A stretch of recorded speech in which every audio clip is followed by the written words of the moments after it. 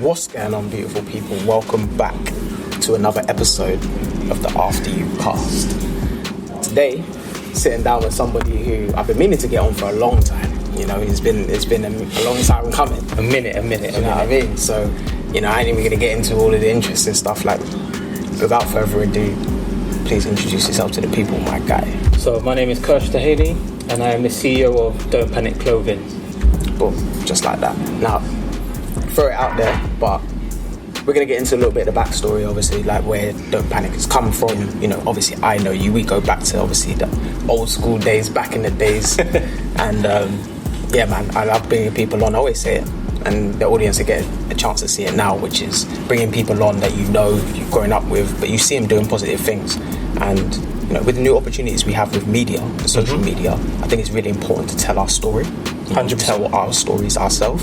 So, you know, this platform is really all about that. Do you know what I'm saying? Bringing people on, getting them to talk about who they are. So, you know, I get to see you from a distance most of the time, and like, you know, we collaborate and work. But, you know, obviously it's a blessing to have you on, bro. And just, you know what I'm saying? Like, 100%, man. Anytime. You know what I mean? So, beautiful people, we're going to jump into a conversation about fashion, style, maybe a little bit of music we'll throw in there, but ultimately, this is all about the individual. You know, we want to highlight what they do, get you to know who they are, and then be able to, you know, find out and maybe even connect with them, collaborate, and make something happen. Do you know what I'm saying, bro? So, before we jump into all the mad stuff of what you're currently doing, it's wild, trust me. Let's go back a little bit for the people and kind of give them a bit of a backstory on kind of like who Kershall is and, you know, the origin story of you coming up in Slough. Yeah. Born and raised in Slough, always just been that quiet guy, always in loud groups, but I was always the quiet one because my brain just ticks. I was a watcher, just analysing all different situations. And for me, my passion was always being creative, always wanted to design. Since knee-high, all I wanted to do is draw comic books, play video games, that was it. I used to talk to people all the time because a lot of people don't know this, but when I was younger, I was really dyslexic. So I didn't have the luxury of knowing how to read properly. I didn't have the luxury to do maths or anything, but I found ways how to adapt to that, and then I realistically realised where my key skills was, and it was forward thinking and being very creative with my vision and the way I see things. I could see something and explain it in such a degree that everyone would be able to see what I'm talking about. So as then, when I was growing up, I just wanted to continue and focus on that. When I started getting more of a bit of a mouth on me, Like late teen years? Late teens. Yeah. I just said to myself, I don't really want to be like how I am no more. I just want to have a bit more personality. Okay. But when I started getting more personality, I kind of had different characteristics. So I'll give a good example. When I was growing up, if any female would talk to me, I would panic. I would shut her up and go somewhere and panic. A lot of my boys would laugh and everything because I wasn't really into girls when I was younger. I just wanted to create. Where my friends was ice skating and everything, I'd get dragged out. But if I was in situations and someone or a female would try to talk to me, I would panic. Yeah, I feel you. My boys would then call me up. Let's name him Panic, all laughing, giggling. When I built more confidence, I would always go above my threshold. When I mean threshold, I mean I'll go for the girl who I shouldn't be going for. I see. And then when I get kicked down, I would go through phases. when I'm in phases, I would shut up, away from people, not talk. Lock yourself away and try and figure out what one. And then my boys just laughed and said, "No, let's call him Panic Phase." Because it goes through phases. Exactly, I'll go through panic and I'll go through phases. They put it together, and then from that, I said to myself, you know what? I'm very creative. I'm just gonna mess around this music thing. Start doing grime, and then from that's what I remember. That's when I first met you. SYPC days, isn't it? Exactly. That was the best way for me to express my my personality. It was new uncharted waters for me because I was always quiet. Then to be, in the limelight, to be out there, and then from that, I thrived from it, and I didn't just stop there. Them days, no one would really come out the bubble of Slough. No one would come out the bubble of Slough. No. But I did. Yeah. I went to Uxbridge College. Nice. Yeah. From Uxbridge College, I met great people from Northwest and West. A lot of artists, what people know now, won't name drop, but there's a lot of artists who were there at the same time. Yeah. That's when I started noticing and realising them days about networking, about there is a bigger world outside of Slough. I feel you. And from when they realised I was from Slough, they all thought I was from West because how I carried myself, how I dressed. But you get that a lot, literally. And they just said to me, "Yo, where you from? What part of West?" Nah, Slough. Who? Where? Exactly, near Heathrow. Yeah. Near Windsor. Near Heathrow. And they would just laugh, and I was like, "No, you don't come across like you sound like you're from London." I was like, "No, I appreciate that." And from that, they were taking me to different places, different areas. I was in North, South, East, West. You might catch me in Brixton, you might catch me in Plaistow, and these areas is where the legendary artists are. Trust me. So when I'm bouncing around these different places, they're seeing me. But a lot of people didn't realise one thing. I dress different to any of them. Fast forwards in a bit, I'll get bored of going into JD or Foot Locker for clothing. I'll see stuff and go, I don't like this. I went in there, bought clothing, put it together myself, ripped it apart, stitching things together, and I was making unique pieces. To the point where when I was MCing and wearing unique pieces, people thought I was sponsored by Adidas. Because they see me with things like, "Raw, where'd you get that from?" I'm just like, "Nah, man just made it." Whatever. Not getting it. Not getting it at all. I'm just putting things together. Then from that, come up with the slogan, "Don't Panic." Made a little 16 bar of it. Everyone was singing along. So I thought, you know what? Let me try a thing. Started making clothes. Personally, me making clothes, because that's my forte. I was already studying it. I was like, no, I've got the knowledge. I'm already got a background through digital design, graphic design, print. So why not do clothing? Because I'm bored of what I'm seeing. So I branded myself in an era where we didn't know about branding, because everyone was only just wearing Nike. Brands was literally, it's now separated, isn't it? Like 100%. Now we have like a brand, and then you've got like the company, the person, the individual. But it's just like they're separated now, isn't it? You can see the real brands, and then the ones that are like trying to fake it till you make it. 100%. You know what I'm saying? And I was always growing up wanting to just stand out. So I started branding myself with just sweaters where it says "Don't Panic," and I would just use that slogan everywhere I would go. And a lot of people were recognising and saying, "Oh, where'd you get that jumper from?" "Yo, it's mine." "Oh, you should sell it." Then kind of thought to myself, let me do a few one-aways. Start doing small pieces for the man in the end. So like, good one is, first person who got a piece was my boy Reds and my boy Sin Man. Them man were on my case for this thing for long. So I just pressed it, done it, and customized it, put their name on it. From there, went a bit wild. Everyone was calling me, saying, "Oh, I want a piece." From that, I was just like, "Yo, this is crazy." And then when I was doing that, I was surrounded by a lot of good artists. Like at the time was Row Deep. The Bow scene was serious. East London scene was literally like all of them would bring me in and make me go come to like Limehouse, the studio, and I would see mad stuff, and Killer P would bring me and I would see stuff. And then when I was involved in that, in the heart of it, deep down I knew music's not for me. Fair. That's good. That's a good realization. Deep down, because I just done the maths. Looking at the time span, the time majority of you as an artist. The longevity, how long you have to. You have to. Everyone thinks they can be Jay-Z. You can't. It's such very long. And I just thought, you know what, this isn't for me. And there's like the scene's very aggressive. Yeah. And you're putting yourself in situations where something could happen.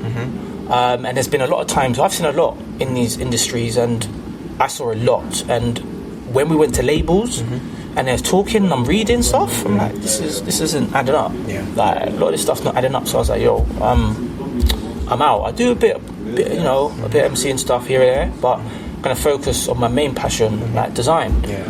Everyone like back that. Everyone was like, you know, I appreciate that. That's a bold move. Yeah. But in my head, it's because I know as a designer, there is a long duration where you can be a designer. There is no shelf life. There's no shelf life. Yeah, There's no shelf life. Like if you're a musician, if you're a producer, there's no shelf life. Yeah. Because you're making the beats and you can go until 80, until you pass away. 100%, yeah. So I being on stage. Oh, 100%. Different vibe, isn't it? Different vibe. And the lifestyle 100%. and everything it takes to. And the crowd, your crowd base. Yes, your fans will grow, but will they stick into what you like because they may mature? That's a great question. So then that's when a lot of artists will struggle with the transition of the new generation and the generation after that, because that's when, you know, a lot of artists was doing rap, then grime, then funky house, then house, now drill, back to grime. It's just with your fan, it's always moving, and will your fan base appreciate you jumping there? Because if you got diehard fans, in this day and age, we know now diehard fans will just try to cancel you, regardless if you move a certain way. Yeah, facts. So all of that, I took in. I said, "No, I'm going to stick straight into fashion," and then from me doing it on the side, I took time out, just focus on work, building up my career as a digital designer. Okay. In the city, working with really, really big companies. Really big. That experience was like massive. Outside of what you do. Exactly. And from that, I would say a good 3-4 years after that, when I got headhunted by Burberry and H&M, I saw the ins and outs of how they worked. I saw so much, and I was like, you know what? I'm going to do this. I'm going to do this thing proper. I'm going to make it work. So I sat down, rebranded Don't Panic, made it very, very corporate, very clean, because I envisioned my logo. If a lot of you haven't seen my logo realistically is a P merged with a question mark. Yeah, I see it. And the way I looked at it as, with working with a lot of the big boys, I knew how to brand because I'm helping big boys brand. Exactly, you're seeing them do their thing. And then when I see brands like Nike to Samsung to Apple, I just deeped it and was like, I looked at all their logos. I was like, okay, Nike's got a tick, then they've got a Nike sign, then they've got Just Do It, multiple different things going on. But the key thing is, kids will see the tick and they'll know it's Nike. People see the Apple sign will know it's Apple. People see the M and know it's McDonald's. So I said to myself, I want to create an image, a brand, where I don't even need to put a name. They'll just recognize it. Little kids will see the Bat sign or Superman. They know it's my man. That's true. So I focused on that. Okay. I want to touch on something that you highlighted when you was obviously discussing that, and it's, you said that you wanted to stand out when you was young, and for me I think that is such a major important thing, because I don't think any one child when they're growing up is going to just naturally say to themselves, I want to be the kid that stands out. As humans and human nature, we want to fit in, we want to be part of a group, be part of something, same thing with like relationships, you want to bond. So being able to stand out or be told or taught that, I think that's the unique part, because some people, I think what happens is they do it naturally. That's just who they are. It's just like they're more out there, they're a bit more confident from a young age, and then it carries with. Others, I think they have good role models, good representatives, where it's like, that was me. I was the very shy, quiet, didn't really speak much, but I had very strong masculine men around me. My dad, my uncles, big brawly men, old school. So like they were always pulling me out of that little calm, quiet, relaxed side and showing you a bit more of the abrasive, a bit more of the go get it mentality. So I think it's really important for obviously young people and just people in general to know that like there is a balance. There's that fine line. Being that standout kind of disagreeable character can 100%. Work very well in business when you're creating your brand, you're creating whatever passion that you're interested in. But I think there's also that understanding when you're with team settings. Yeah. You know what I'm saying? You've got that aspect of, I've always played football, so I had to understand teamwork, leadership, working together. But when you get into the business world, that's what held me back a bit. Yeah. I was so teamwork focused when I came into the business world because I came from football. I was like, I've got to be the team player. I've got to take one for the team. You realise people are just like, oh, okay, cool. I'm going to take that, I'm going to take that, I'm going to use you for that, I'm going to hit you for that. And I was just like, raw, okay. Yeah. So I had to remap everything and be like, okay, I need to get back to a bit more of that assertive energy, even if it may be considered a bit more, it may ruffle some feathers here or there. I didn't, you get to that point where you overcome that and you realise, all right, it's for a better game. What I'm trying to build here is bigger, greater than the average thing. So you're going to have to suffer a bit more. Do you know what I'm saying? So like when you talked about like wanting to show out, wanting to stand out, what was that something that you did naturally, or was it something that you had people around you that did or pushed you to do? No, just all me. Yeah. Purely because I was a loner. I'm very comfortable in my own skin. I could sit in a room and just do my thing. And when I was brought out into the real world, it was kind of like, for me, like the Matrix. I would see so much going on, everyone drinking. It's like this coming down, isn't it? 100%. So for me being so preserved with myself and my surroundings, I never drunk, I never smoked, never took drugs, never done anything like that. I'll just sip my water, or you'll see me as a kid with a pack of Haribos. Yeah. That was me. Yeah. So when I'm in this natural settings, I could just see I was the black sheep in the crowd automatically, and I developed myself from that. I was like, I don't want to be like that, because my first name is Kershall. How many Kershalls do you know? That's true. That is true. I don't know any other Kershalls. Exactly. So I deeped in, looked at my first name, was like, I've been blessed this name for a reason. So for me, I need to stick in my own barrier. There is no Kershalls that I know of. There is no Kershall, so I need to be the first of my kind. I hear you. So from that, I've just controlled myself and been and stepped a certain way. I'm not a crowd follower. Never been. I'm not. I can't be influenced with certain things because I have my own mind. And from that, it's something inside me. If someone says something to me, my mind just says, Kershall, stay in your lane. Yeah, I get it. Yeah, it's like that little guy on the shoulder. 100%. He's reminding, because you don't go through. We've had these conversations off camera as well before. Like, when you design, when you create, when you have to build, it's an arduous task. It takes time. You have to, you have to calculate things. You have to like trial and error things, and you have to like go through many L's 100%. and to come out the other side of it. Because the reality is, when it comes down to life, it's very black and white. L's are consistent. Yes. Can you deal with the L's is the question.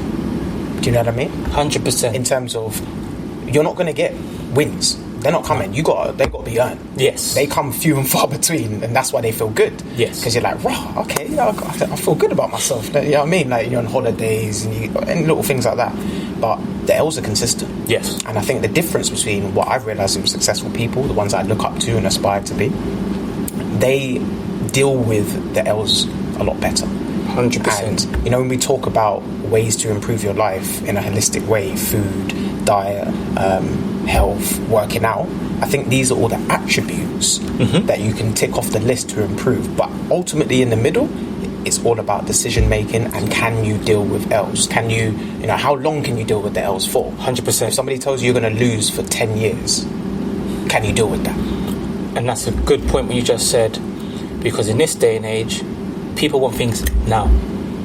People don't want to work for anything. Instant noodles. 100%. People see someone successful, I want to be like that, but not realising that my man's been doing that for 10, 15 years, been taking them L's. And I've always said to people who have come up to me, embrace your L's.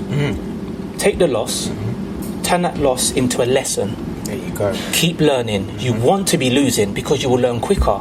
These people who, this good example, these people who shoot up the food chain and become very successful, overnight successes, don't know how to stay consistent and stay at the top. That's why they vanish. That's if you see these people who are blown up through social media, yes, they've got deals with Boohoo, yes, they've got this. 6 months, less, 3 months. Where are they? Because they don't know how to stay relevant, because they haven't taken any L's. And one important thing I've always told people is, when I do what I'm doing and I'm funding what I'm doing, people go, oh, I wouldn't spend that money for that. I'll turn to them and say, but you're quick to go spend that money on a table in a club. You're quick to go spend that money in a bottle. But what I'm doing is going to stay there, and that's me. Yeah, but that bottle you're drinking, what is it? It's my picture. Facts. Yeah. And a lot of people don't get that. Yeah, no, you're right. You're so true. What it is like, it's a mixture of those, like I said, dealing with the L's, like we just talked about, but also having a form of integrity that can't be moving. You know, you can't be shaken. Yes. Because so many people have like an idea and a concept and a plan, but you knock that plan a little bit, you bump it a little bit, and you'd be like, oh yeah, well let me test you, let me see what that's really saying. And then you see it all start to unravel. And sometimes for a good thing, it's not always bad. Sometimes you need to go through things, realize this ain't for you. Just like when you were sitting down in the studio and you realized and you said, you know what, this music thing ain't going to be for me. 100%. Calculations. So unraveling and understanding when things break down isn't always bad. Sometimes it just lets you know this isn't what you're supposed to be doing. But a lot of the time, if there's a serious passion and if you know this is what you want to do, but you just keep taking the L's, that's the truest of tests. Yes. Because if you can get through that, oh man, what's on the other side is very, very special. Definitely. Do you know what I mean? It's exactly what you said. I've taken a lot of L's, and the one thing I've learned through life, you can't anticipate the L's. You think, okay, that's happened to me, I'll do this, and next thing will hit you. You need to. What I've always been told is, if there's a problem, there's always a solution. There's always a solution. You have to deep it and sit down. Yeah, it's true. You might cut that L that day. The next day, deep it. Deep. How can you improve that? How can you get from A? How can you jump from A and over hurdle B to get to C? Yeah. How can you do that? There's always a way. Yeah. You're so right. You know what I started doing, which actually helps quite a lot. It's just another little strategy. People can take this if you want. When those L's come, I realised, because I'm very passionate, I'm very serious about what I do. I take things sometimes too seriously. Yeah. Okay. Do you know what I mean? So that can be the same. That can have the same effect as someone being flippant. You know, when you're just kind of like, I'm business, I don't care. But here's me, kind of still kind of engaged in the same feeling in a different way. It's like, I'm vexed because I did all of this and it didn't happen, and why is it? So I started to realise, all right, cool.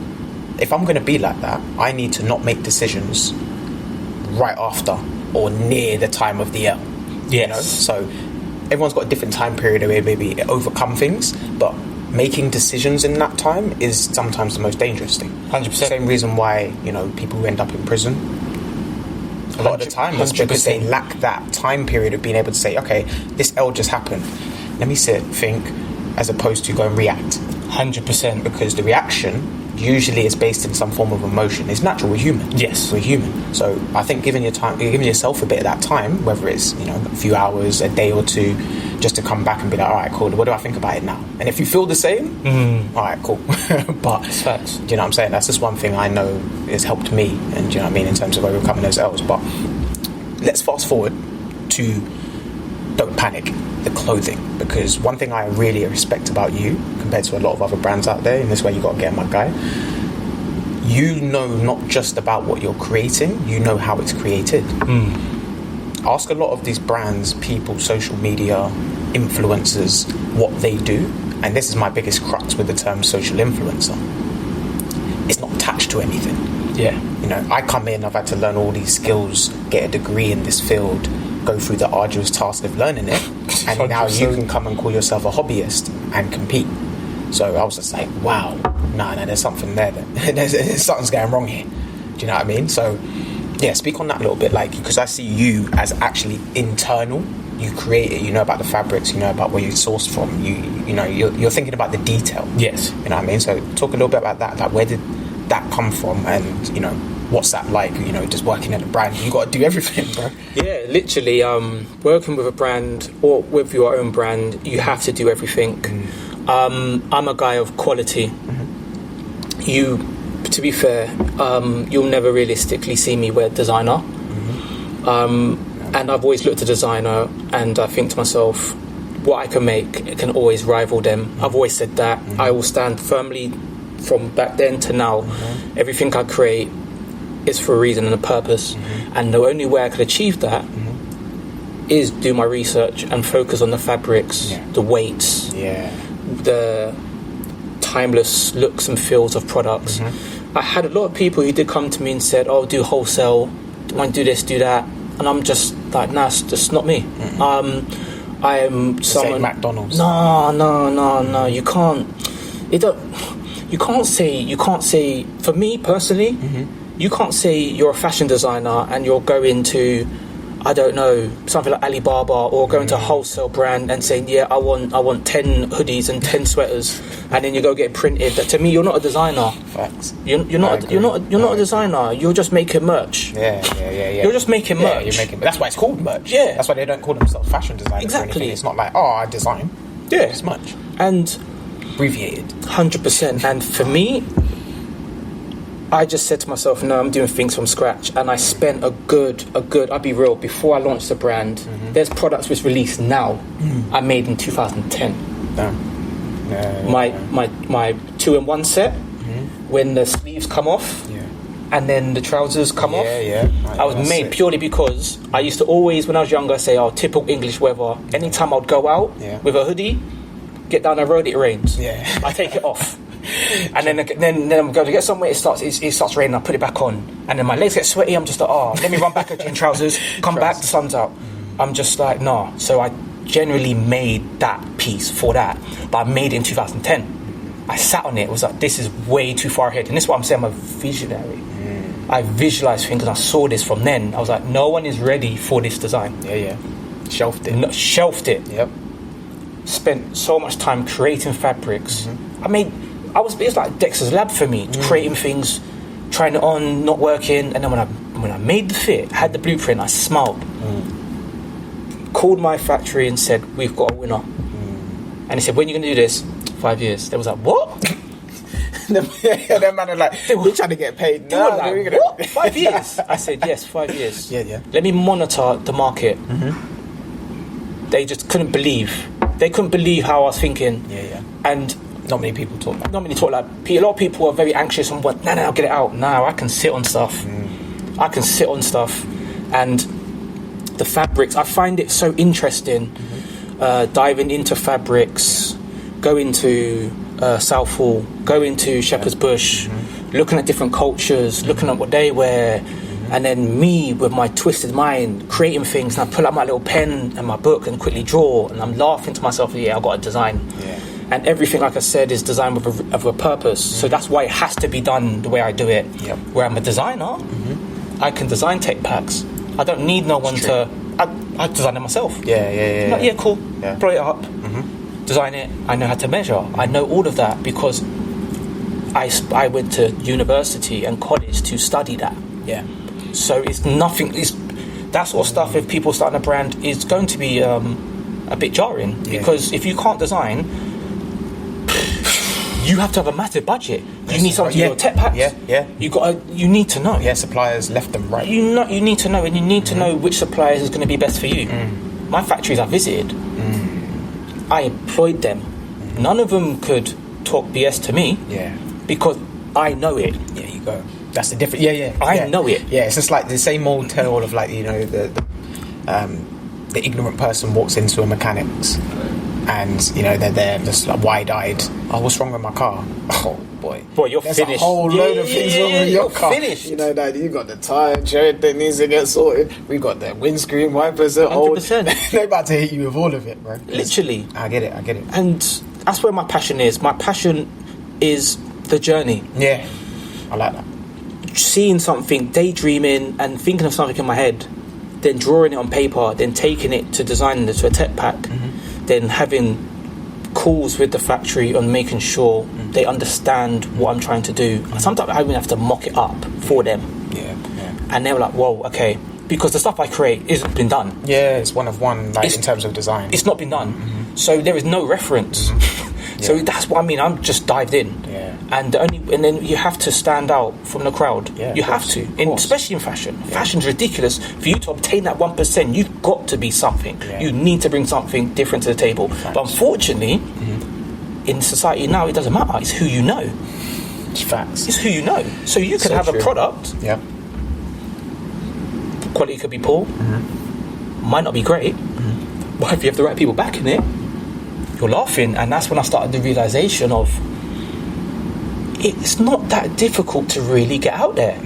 Because if people in this day and age are a bit like sheep, Yeah. they might see you wearing it. Nah. Yeah. They might see someone they idolize wearing it. They're going to buy it.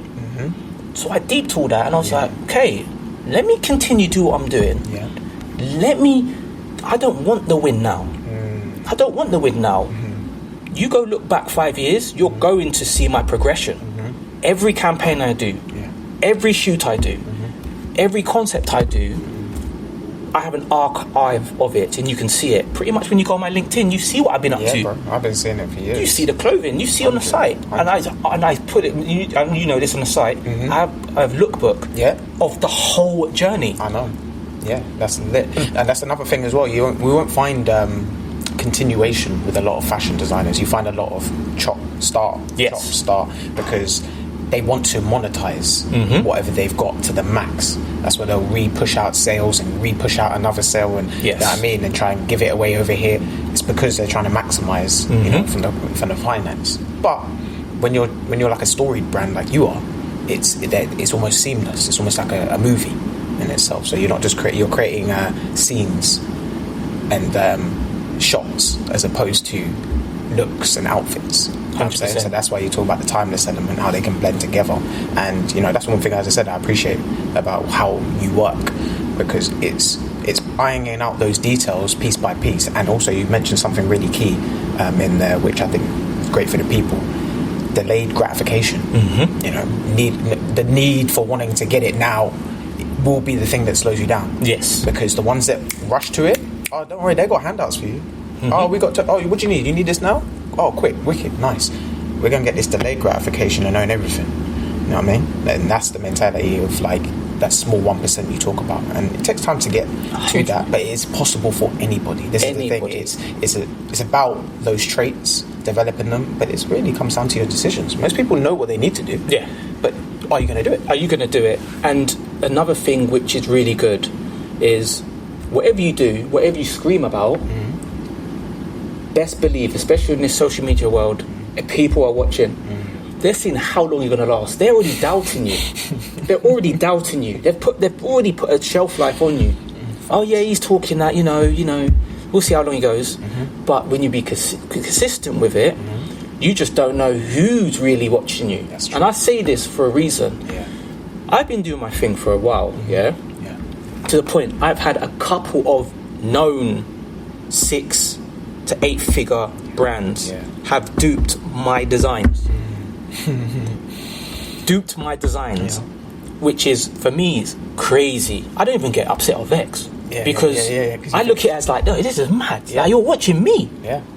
You're mad. Big boy thing up there. Silly money, like global, but you want to copy my piece? Few people, even to the point where how mad it is, people have screenshotted and sent it to me saying, yo, you're going to have that. My energy is different. I smile. I'm inspired now because I've got something. I have something. If people want to copy, like one time, Gemma Lucy, ex on the Beach star, she randomly shouted me on socials, I love your hat. What's your website? She bought my hat. She bought 2 of my hats. She got caught in the sun and everything wearing it. She went. I remember that. She went to a brand to shoot wearing my hat. Because you know my hat's designs, the one with the panels. So I designed. You ain't gonna see no one with that design because I designed it because I looked at it as people. I'll tell you a bit of the behind the scene of this. I've designed a hat which has got 2 panels here, breathing mesh, and then it's in its fabric here. The reason why I made it here is to give people's heads breathing space. So that with that exactly because of hair loss and things like that, because we keep our hats on, and a lot of people won't wear full mesh in the winter. So I looked at it and was like, let me design one with the side mesh with Pacific mesh holes in there to give their hair flexibility and breathing space. She went there wearing my hat. I won't say the brand just in case they watch. She went there And they said to her, can you put our hat on? She said, nah. She said, your hats are dead. I'm wearing this with the shoot. She wore it in the shoot. Damn. Their shoot was all on London buses and everything, wearing my hat on the ting. Man. Yeah? That's mad. So what they done is, they said, oh, like, what hat's that? She called me afterwards, watch out, such and such might copy your cap. I was like, really? She goes, yeah, man, they try and make me wear this, but nah, I only wear your hats. Say no more. 3 weeks later, my Instagram, my WhatsApp was pinging off, and this site tried duping the hat. Again, I smiled. I'm not gonna get vexed. I'm not gonna go on social and say, "You copy this, copy that." That's not relevant to me. My energy's not that. That's not helping you. Not helping me. I'm smiling because you're watching. I know my ting is sick. I'm not even being big-headed. I'm not even being headed. I know from when I've got people watching. But my time will come. Until then, I will keep churning and enjoy the journey. You know what, bro? That's such a good little message to key in on as well, because the fact that you're able to, you know, see that, and I have a similar story as well, which, you know, I'll maybe tell one day, but being able to see, like you said, something like that, where you're just an individual, you're a small fry. You're a small fish in the sea. There's nothing to me. We all are into game. Compared to these big multi-million billionaire companies, we get it. But to think that they're just like us. They think, and they're always thinking ahead. So when they see inspiration, creativity, they've got the position of power. And this is one thing I've realised with big top brands working for them. They get a little lazy, get a little, you know, punch drunk after the fact of just succeeding for so long. Years of runways, years of making millions, travelling here, south of France, LA, all these nice destinations, doing big shows. So really it comes down to the psychology of how they've controlled the market. Because if you really deep in, and most people don't get a chance, they don't get a chance to work at Prada, they don't get a chance to work at Gucci. They really don't. So you never really know how they operate, their hiring processes, their processes of how they actually do things. So your assumption is always up here. And then for you, if they match you up and say, oh, what's Kershall compared to Gucci? 100%. The average person out there is probably going to say, oh, well, who's that guy? Obviously Gucci about. But I'm not using that to just pick on a name, but you know what I'm saying? Oh, yeah, 100%. It's the aspect of big brands. Yes. A lot of them, more often than not, aren't doing a lot of that hard graft anymore, especially once they've gotten to that point. No. A lot of it is using a lot of up-and-coming, inspired, aspiring artists and, you know, trying to get them to buy into their story, their dream. You know what I mean? Because if you've got the skills to create, like as you are, imagine if you was just working at Nike. Just an employee at Nike for the last 10 years. You probably get paid decently, handsomely, but what after? Exactly. You've just given 10 years, but you weren't building your own brand for 10 years. Nah. So do you think it's just going to pop up because you got some money? Exactly. See, this is a disconnect I think we have. Time is our most valuable asset. And I say it over and over again. 100%. Time is our most valuable asset, and once it's taken, we can't get it back. So you have to sometimes take gambles on yourself, even if the financial gain isn't necessarily in sight. Yes. Do you know what I'm saying? So seeing you, I know individuals. I got to that point where I stopped saying I think. No, you know. Because you don't be this consistent for so long. You don't stay disciplined for this long without being a serious reason 100%. at the end. Do you know what I mean? So seeing how you've developed over the years, you can take inspiration from it, because you can kind of see that, real talk, bro. Like, because you know, to go through this many years, you've had to see so many ups, downs, lefts, rights, and to still be here creating new content, that in itself should tell you, you know, where your mindset is at. Yeah. You know, but people don't pat themselves on the back enough, or even hand out their flowers, if you will. Yeah. So I kind of see this platform an opportunity to do that. You know, bring people on that I know, of course, but it ain't just it's my brethren. It's genuinely like these people's work. Go and check it out. Like everyone I bring on here, ain't no joke. What they're working on is serious. It's trying to change things. It's trying to change something and be greater than themselves. Do you know what I mean? Well said. So let's talk a little bit about finance, because finance is obviously a huge talking point, especially in what you do. How have you been able to financially balance, you know, continuing to do that whilst also kind of just living and surviving in the world? Realistically, again, I foresaw this. I think I told you why I took 5 years out to focus on my career path. I'm very high up in my industry. And again, being very consistent, because I'll be real, I'll be honest with you. When I started fashion design, well, not fashion design, when I started graphic design, it was a niche. You'll very rarely be able to see a fellow black man like myself in there. Yeah, speak on it. Yeah. I went through multiple different avenues, so many L's. And one thing I learned from a recruiter who sat down and broke things down to me, he said to me, the reason why I can't get in the industry is because of my first name. They looked at the CV and saw Kershall. Automatically wasn't a British name. Yeah, I hear that. Automatically. So when I was going for interviews, I was getting rejected because of my first name. That is something that, I think that's for a whole nother conversation. Yeah, we'll talk about that. That's a whole different thing. But I was lucky that I knew someone within a business, the Sun. Okay, yeah. Who was like, Kershall, I want to bring you in. Yeah. I want to bring you in. Like, he goes, your work is crazy.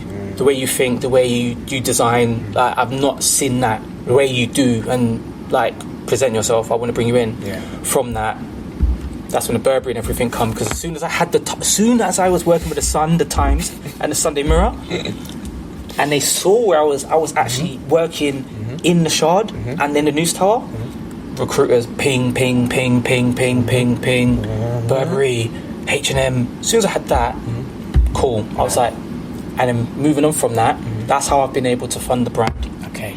And when I've had a long relationship with my brand, my factories, 10 years plus, we have a mutual agreement with costs of products. Nice, because you can work towards that. It's another thing. Yeah. The more time you invest, the more you can negotiate. Exactly, and a lot of these factories, if you're going in there, so if anyone is going to start their brand, be prepared to take a lot of L's. Be prepared for factories to just not acknowledge your emails, because if you're trying to say to them, oh, I want to do a bulk order, and then they say, well, how much? And then you say, I want 10. You're not getting an email back because they want you to do 10,000. They want you to do. If you're lucky, they want you to do 200 on one colorway. Yeah. When I mean one colorway, I mean, you see this? They would probably want me to make this one. Yeah. 200. Yeah. What happens if you want to do a black? You want to do a red? You want to do an orange? So that's 200 of each. And then you got sizes, literally different sizes. And then you got to think of, all right, cool, you can get gas with that, but the weight of your clothing dictates the weight of it coming on the plane. Because if you want to come on the plane, that's cool, but you're going to get charged for that. If you want on a boat, you best wait for that to come to 6 months. Yeah, cargo. Yeah. Which a lot of the big boys do because they're so far advanced. They're already doing that for the. So they're winning because they are getting bigger orders. And it's cost efficient. But if you're small fry, you want to take the plane. Yeah. But from that, it's that taxes, isn't it? Yes. And the funny thing is, the weight of that, as soon as it lands in the UK, thanks to Brexit, you're finished. Because that's when they'll eat from you. They will hold your stock. Yeah. They're basically, you know what, I started to deep, like, when I was creating brands and stuff, and realised, because what I do is it's service-based. Yeah. You know, we talk about this, like the product versus service. They get their bread anyway. 100%. They're going to get their bread out of you any way they can. Oh, yeah. But in the service, what it is, it's you. So how can I manipulate you? If you're sick in your industry at providing a service, you're going to have people, competition, sharks, people above you. What they're going to try to do is leverage you as an individual. Because if I can convince you to come work with me and bypass and stop what you're doing, you basically help my dreams to come true. Yeah. And there's nothing wrong with that if there's an understood agreement. Now, if you sit down with the owner, it's me and you say, look, Theo, I want you to come work for my brand. I really respect what you do, but look, I see what you're doing too. So I don't want you to shelf what you're doing. Yeah. But this is going to help get you here. And guess what? After this 2-year period, whatever, then you're going to be able to be in this position. Whereas I think what happens is that ain't happening in general. What happens is most people take their genuine artistic energy, gift it to people without realising how valuable it actually is. Good you said that, which is crazy. That's what's happening now. There's a lot of brands, that's why they're jumping up. Because they're jumping at the check. They're jumping at the check, honestly. And they also their overall goal is to own you and what you're doing. So if you're a small fry and a big fry comes to you, a lot of the time, they will say, yo, like, we'll get you involved. See that product you're making. Let's use a hat, for example. We'll design your hats for you, but you just got to put our brand on it. Okay. That's how they make their money. I say that because when I was focusing on hats a lot more in the early ages, New Era approached me. Yeah, I think we talked about this. New Era approached me, and they liked my way I designed caps. They designed a couple for me. Can't lie, sick. Yeah. Sick hats. I might even show them soon, but they were sick. But then I noticed something on there. I started noticing their brand all over it, and mine wasn't on it, and that was my template. That was my blueprint. So I'm like, so they sucked that real quick. Yeah. So I'm like, yeah, but they're saying, but you would feed from this and you would get bread from this because obviously we're big fry. And I was like, nah, I'm good, And I was like, so how are you going to make your hats because you don't have a factory? Okay. When there's a will, there's a way. Yeah, but you know what's key in that? It's just the fact they're even asking. You said that this is what it is. I said I'm going to do this. If you didn't care, you'd say, cool. Yeah. It was a pleasure doing business with you. Yeah. Good luck. Yeah. No. You're saying, you're trying to put the seed of doubt in there and be like, oh, what are you going to do now? Yeah, 100%. That's it. But you don't have a factory. Now? We've got the fabrics. We could do this. But I said, no, but I said, what you haven't realised is you're the middleman. You are this company. You take the information from me and go to the factory. Yeah. I don't need you. Facts. I have factories. And then they're probably like, they was just like, no. What do you mean? And I said, the hat you've seen, that's from my factory. Yeah. So realistically, you ain't helping me. Yeah. But see, they're probably used to dealing with people so consistently that it's not even nothing to them. Nothing to them. They're like, what, you're actually switched on. Yeah, they didn't get it. But I was saying it to them, saying, no, I'm humbled because I've grown up wearing your products. Yeah. But you've just made me smile even more now. Yeah. Because you've come to me. I've not come to you write an email. Yeah. You've come to me. Yeah. Like what I'm doing. So again, because my hat's been designed from scratch. Yeah. Each panel from scratch. Yeah. And so from that, we parted ways. Okay. Loved what they're doing. They're doing other stuff with other brands at the moment. But I mean, shout out New Era as well. Yeah, New Era. No, they've always been. But let's be real. In the design and business, there is things like this happen. But you just need to be really switched on. Yeah. I have no bad energy against them. Of course. They just thought I didn't have a factory because I'm Kershall. Yeah. Basically at the time a one-man band. Small fry. But they didn't realise I spent a good 5 years before I started the brand doing my research, having all my factories, knowing who can do it, interviewing each one of them, knowing their skill set. So from that, yes, we parted ways, and again, I'm happy with my decision for that. Smart. Yeah, investment in yourself. Exactly, and that's one thing we need as human beings. We need to realistically understand our worth. Yeah. And what we bring to the table. There is going to be times where people are going to doubt you and talk to you and, try to knock you off edge, but you need to be so humble. Your ego has to be so humble. Not to the point where you're like, oh, I'm the best. No, be humble with it. Someone says to you, oh, is that your thing? Yeah, that's my thing, man. I rate it. Yeah. I never see you in designer. Nah, because I feel my stuff's better than what you're wearing now. Yeah. I don't mean being arrogant. Nah, I just know the process. Yeah. I've seen the process. I know where these lot get their stuff done. Yeah. So, A lot of people don't. Yeah, of course. But I know. Exactly. So when I see that, I'm just like, nah, I'm cool, I can do this. Yeah, 100%. 100%. You have to tell yourself that you can do it. Like, no matter what you're doing, I think that's the biggest thing people don't do. They do the plan, they iron it out, they got, 10-year, 5-year plan, whatever. We're going to spend this much money in the... Do you tell yourself, we can do it, or I can do it? Not enough. You don't. Because the world doesn't reinforce that. It's not going to. The Not world's even- job not is even- it's not its job to do that. It Not doesn't even know your you friends. understand. Not even your friends will do Facts. that. Because Especially not. because when you pitch an idea to a friend, there will be some doubt. You very rare someone say, "Yo, that's sick. I can't wait." Yeah. Someone will go, "Ooh, you sure about that? That market, the one was the killer. Yeah. You sure that market's pretty, congested? Yeah, it's pretty tough. Like, Please tell me what industry in this day and age is not congested. that's so true. What industry in this day and age is not congested? Not one. There is not one.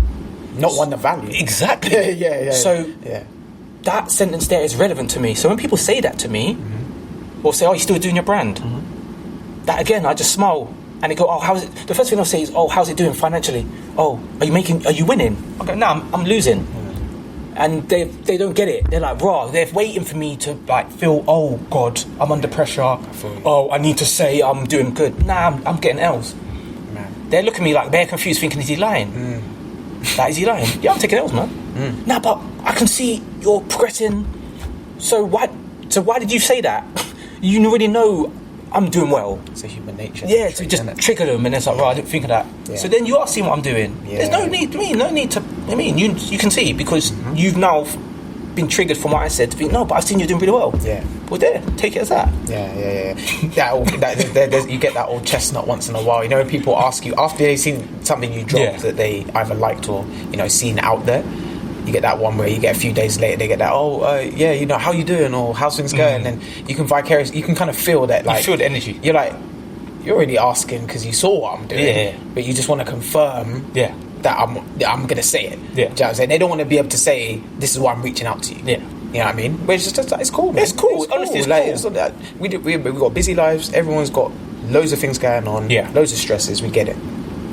So genuine connections are important. They're needed, and I think there's nothing more genuine than just sharing a bit of kindness, a nice message.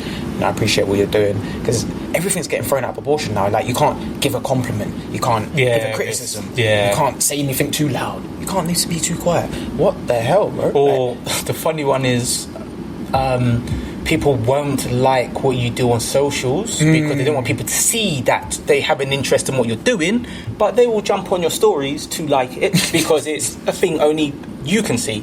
And I think that's kind of funny. Deep. I think that's funny, but again, each their own. Yeah.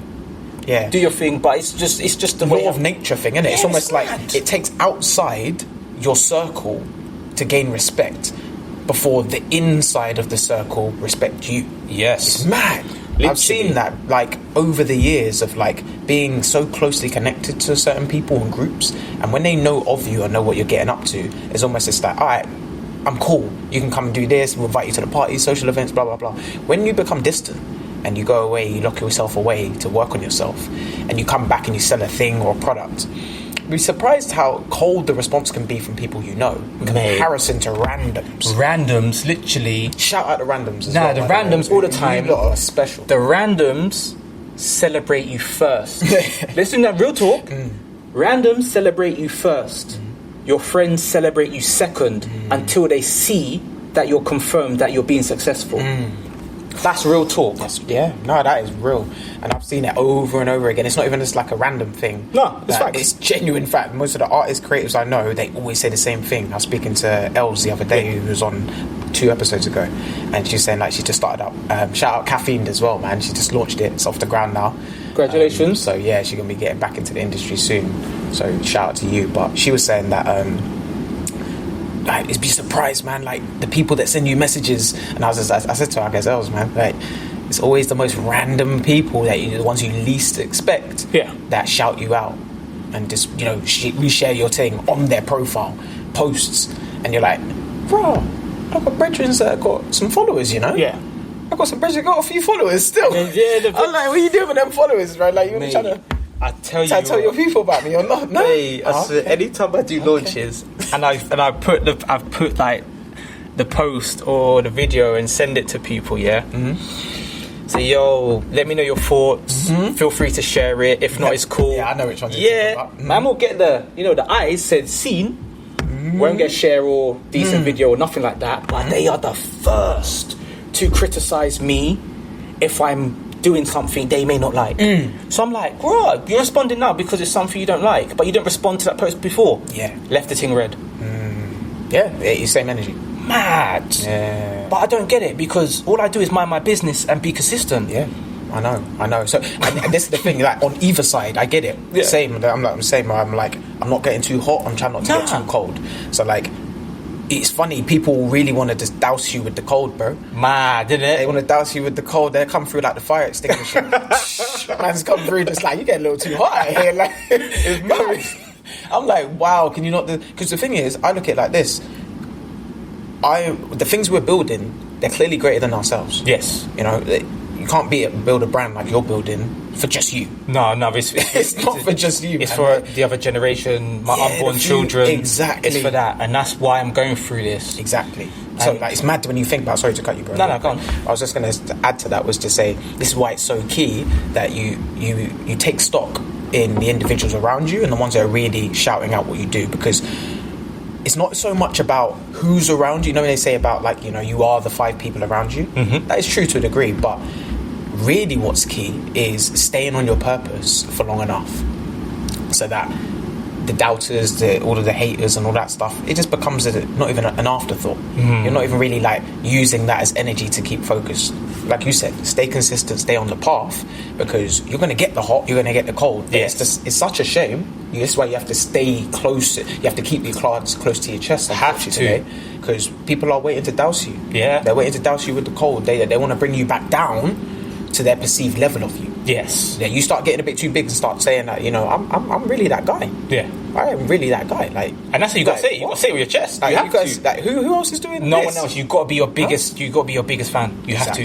And that's where you get the backlash, though, because so many times people do that. They poke their head up, and people are like, "Shut up, bruv. You ain't that sick. Chill, relax, bruv. Calm. Why are you acting so bigger than you?" It's sad, but I'm like, no, bro. Like, we need that. We need the positive reinforcement more, because everyone out there is looking to try and just douse you. It's like, build your people up, man. But anyone in your circle, build them up. And if you're not, why are they in your circle? Yeah, that's real talk. You know what I'm saying? So like, it's deep when you really think about, you know, personal connections. But yeah, that's key though when you talk about the financial side. So would you say you had to kind of not highlight, have you had to do multitude of other jobs to supplement what you've done? You've been good? Good. That's blessed. Purely because that's blessed. Purely because I know the cost of different fabrics, and I was very particular with certain fabrics. And yeah, it was easy for me. Yeah. I started the brand with 2K. Okay. That was to fund the clothing, me to design the website. Oh yeah. And the marketing. And have a little change to go and do little moves, little bits and bobs. Yeah. That's what I worked with. Crazy.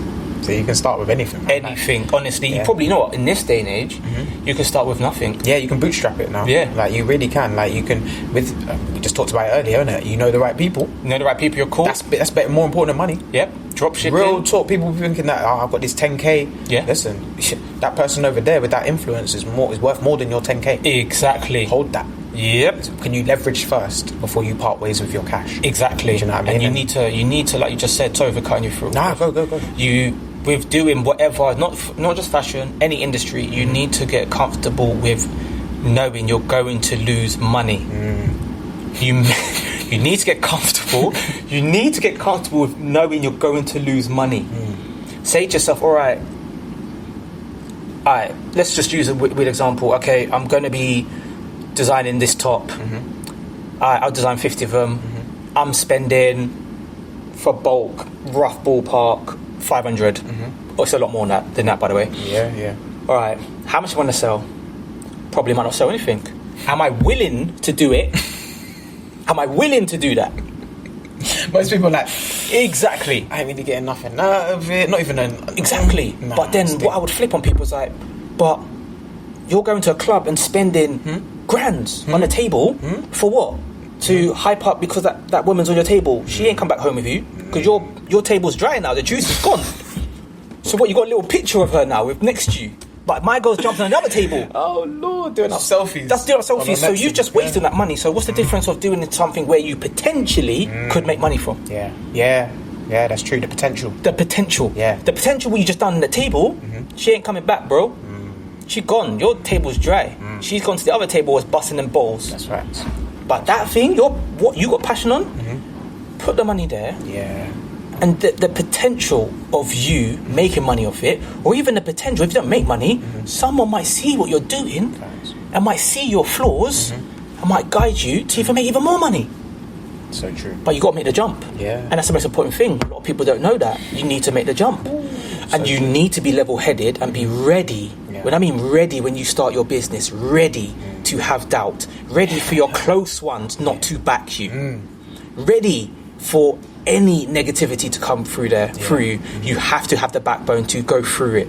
through the cold days because you're going to do it by yourself. Yeah, that's facts, bro. You're going to do it by yourself. That's so poignant.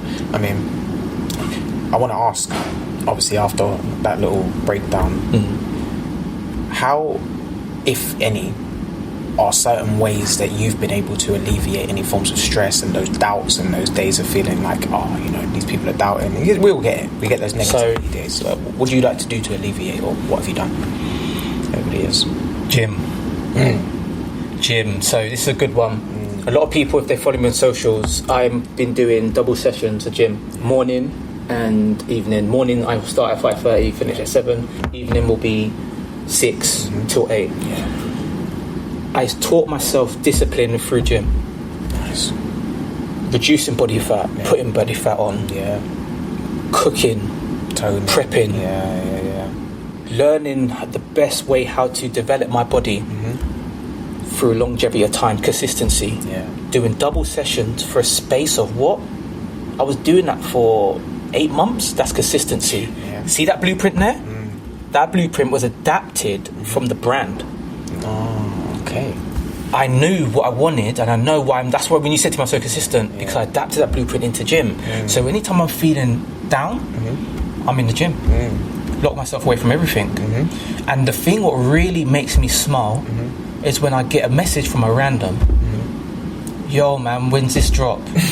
Yeah, man, appreciate you. Trust me. I see what you're doing. Yeah. Sometimes when I don't post, because I might be a bit down, I'll get DMs. Because you know me, when I post, I do very motivational stuff.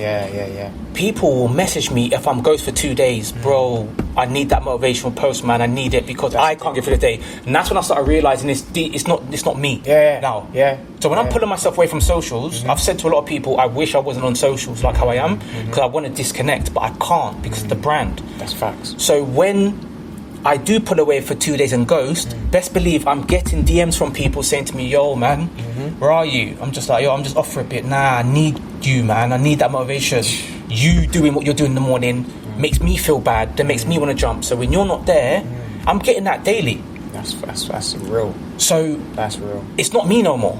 There is people who are watching what I'm doing, who are feeding from my energy, from my positivity, and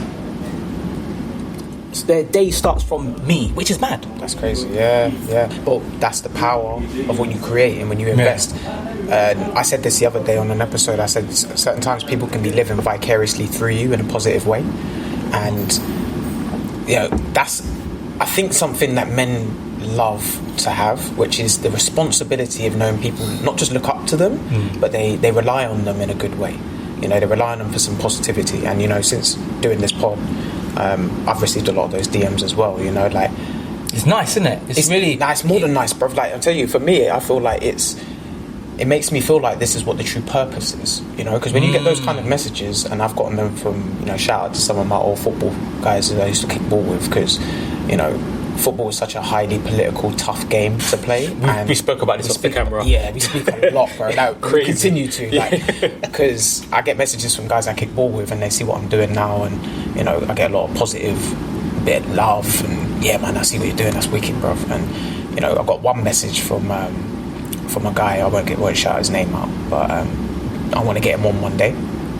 But he was just basically like, yeah, man, I really appreciate, it's a hindsight thing down the line, because in the midst of it, stuff's going on, innit? You don't really know who's who, kids are going different places, it's mad. But now you've got to decompress, years go by, I got a message and he was basically like, yeah, man, like, I really appreciate what you do, and I went through a bunch of tough stuff, going through depression, anxiety, feeling stressed, and getting to see what you're doing, it gives you that bit of hope. Because I tell you, there's so many footballers out there, athletes in general, that once they don't make it through, there isn't much for them in life, or they feel that way. Yeah, because they're so used to doing one thing. They've invested their whole being into it, bro. Like your toes all the way to your head. Every part of you is invested, and most people don't even invest that much into a job or career, but they get successful. So to invest your physical body and put it on the line and to not get there, that takes a lot to come back. That's a crazy knock. It's a crazy knock, bro. So like, I look at it like, if I've got this confidence, it's for a reason. And when I think about all the boys, the thousands of boys right now, they're getting binned off from football clubs, and just like, what am I going to do in my life? I think to myself, like, I kind of speak for them. I'm a bit of a voice for those kind of individuals, you know, that come out of football, get dashed into the world. It's like, go on, live now. You know, that's like, okay. So, you know, if anyone out there, tough times, not just athletes, but just people in general, taking those L's, man. You're going to have to take those L's. It's unfortunate. It's the way the world's made. But surround yourself with good people.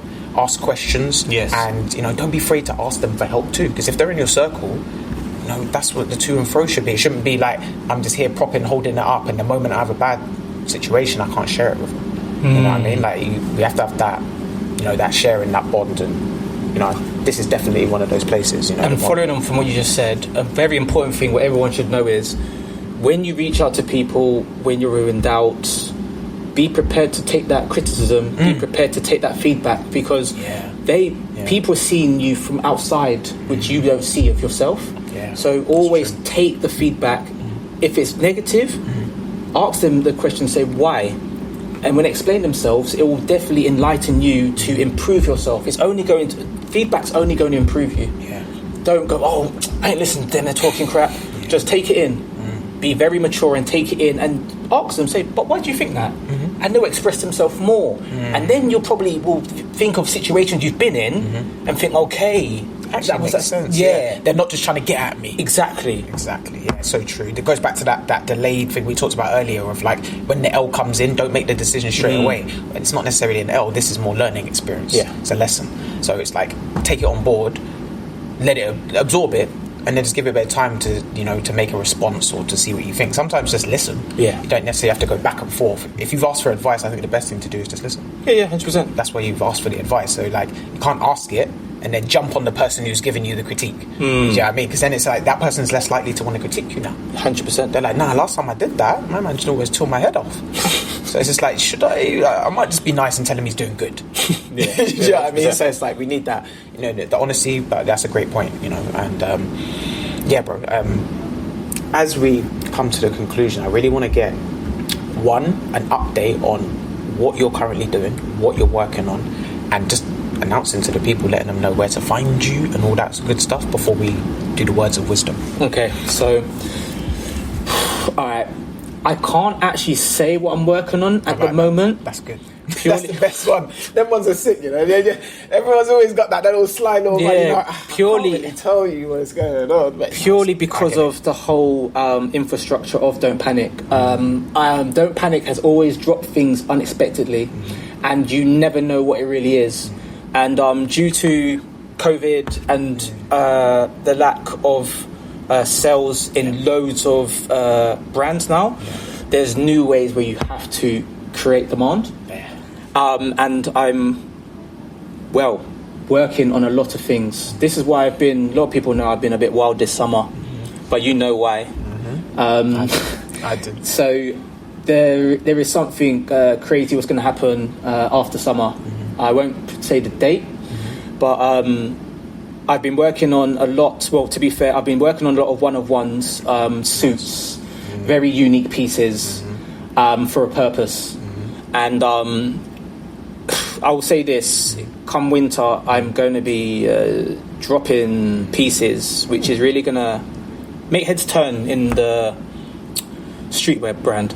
I've re-looked at the streetwear brand and I'm kind of seeing it as very stale at the moment. Everyone's very cardboard copy, and I've created some stuff which I'm really looking forward to getting people's feedback, and especially with the marketing for it, it's going to be wild. So definitely just follow the brand, just follow the journey at Don't Panic UK, and then you'll see that I'm there. And if you follow me in my stories, you know I'm a wild one, and there is everything I do is for a reason, and there is a massive reason for how I've been acting out of character. One thing I want you to highlight as well too, because I know this, but maybe the audience don't, which is tell them a bit about how your drops happen, because I know most brands, to be honest, it's just a numbers thing. Like they'll just reprint whatever they need if they got more suppliers. But like, your thing's a bit different. Yeah, my thing's a bit different.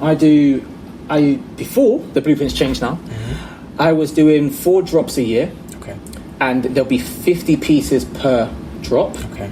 Very rare you would actually see me restock that, purely because I was being very true to my customer base. My customer base would buy stuff, and wherever they went, they would always get the same feedback from them. Where the hell did you get that product from? And from that, it's a feel-good factor for my customers. So that infrastructure has always been there. Exclusivity, 100%. And now it's going to get wild after summer.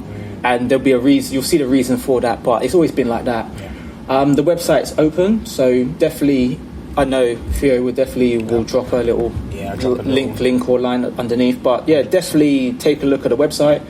Let me know your thoughts. Designed by myself because I'm a designer and I have that skill set. But please just take a look and even feel free to reach out to me at Ker, K-E-R, Panic, Phase with a Z. Yeah, just get at me. I'm more than happy to give any words of wisdom or any feedback on, if you want to get into the fashion industry. Yeah, that's lit, bro. No, I appreciate that. And as you mentioned it, that's something I always like to leave the people with, man. So yeah, give us some words of wisdom for either the younger version of yourself or maybe someone trying to get into to do what you do.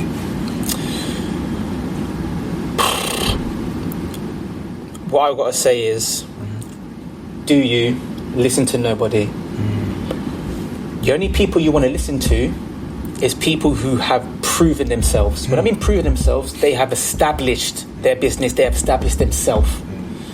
Anyone who has not done that, who's working a 9 to 5, but then says to you, I think you should do this, ignore. If you have a gut feeling and you feel you have a product or you have a service that you feel there's potential, jump in head first. Not feet, head first. You test the waters.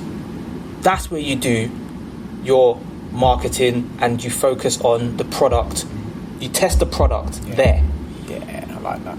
Because it's very difficult to get feedback on things because that data is relevant, fine, but it's not relevant to you because you're going to have your own spin on it. So the only way you're going to get feedback is jump in head first. Okay, I like that. Yeah, poignant to the point, and that's the information you need. Yeah, I like that. Well, bro, what a convo, bro. Come on, my brother. Yeah, always. Listen, don't panic, UK. And this is supposed to be happening for a while, bro. Because obviously we work quite closely behind the scenes, and we've worked for years working on different projects. But see, that's the beauty in things as well too. Like, you stay on your purpose for long enough, you really start to see who's real. And we both always kind of known that about each other. Yeah, we both always do. Like, when we've talked about this, we always looked at each other. We're like, this happening. We're like, yeah, come on, we know. Trust. But you need to sometimes as well make that leap as well. Don't just leave good connections you have with people on socials. Do you know what I mean? Everyone wants to get that social link now because it looks good. If I can say I know this athlete, entertainer, celebrity, all right, it looks good. But like, who can you call? Who can you shout out and rely upon if you need to get things done? Facts. That's another thing. Facts. And you have to build that tribe, that circle of people. And it doesn't always have to be in the physical, but can it be anything from a message, reaching out, how's you doing, man? How's your business? What's going on? Yeah. Do you need a such and such? I do this, or I could help with that. Little things like that go such a long way because people are always looking for, reciprocity in the form of finance or money. They always want it to, like, I'll do this if you give me some money for it, or I'll do that if you give me that. Whereas sometimes to get ahead, you got to do some things for free. You got to do some things you might take a loss on. Or like we talked about earlier, the losses, bro, so key, isn't it? But the reward is invisible. You'll never know what the reward will be, and that's what people want. They want to know, if I do this, will I get that? If I do that, will I get this? It's not for you to know. Facts. It's for you to do the work and for you to find out the answer down the line. You know what I mean? But if you know that you're doing it from a good place and you've put that time and effort in, the likelihood is you're gonna find some positives from it. You're gonna be able to learn something good from it. So yeah, man, it's been a fantastic conversation. This ain't gonna be the last time you see him, for sure. I promise that. And yeah, we're working on some some crazy stuff. Listen, it's gonna be sick. Bro, thanks. Much respect. Like, share, subscribe. They're all free. Yeah. So we're out here putting in work. This ain't free. You know what I mean? But if any of this relates to you, someone out there is maybe trying to get into the field, then share this along with them. For sure, this is something in here is going to be able to, inspire them or be able to bring them some positivity. 100%. So go follow my guy. Don't Panic UK. go cop something as well. Go buy something. You know what I mean? That's what we're here for. But until the next episode, wonderful people, I will see you very soon. Peace and love. Cover your six.